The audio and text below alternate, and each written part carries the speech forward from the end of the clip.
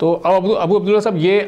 ये भी सुना कि डीप सीक इस बिल्कुल फ्री ऑफ कॉस्ट है, इसके डाउनलोड्स में भी बहुत बड़ी तादाद में पिछले चंद घंटों में या एक आध 2 रोज़ में इजाफा हुआ है। तो अब अगर लोगों को फ्री ऑफ कॉस्ट एक ऐसी सर्विस मिल जाएगी तो फिर पेड सर्विस की तरफ तो कोई भी नहीं जाएगा। जिस बड़ी इन्वेस्टमेंट का भी आपने जिक्र किया अब इन कंपनीज़ का, और फिर उनमें AI सेक्टर का इस वक्त फ्यूचर आप क्या देख रहे हैं?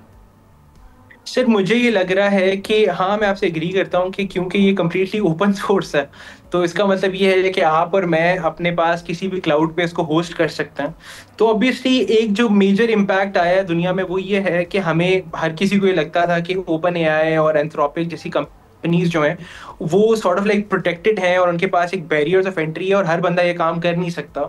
तो डीप सीक ने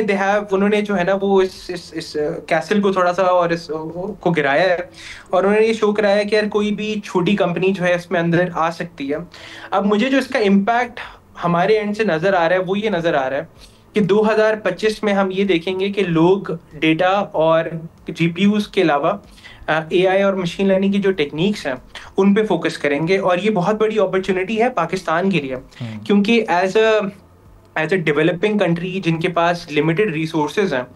हमारे पास ह्यूमन कैपिटल तो है, हमारे पास जो है वो we have a lot of PhDs and MPhils AI and machine learning के अंदर ही we are working with them.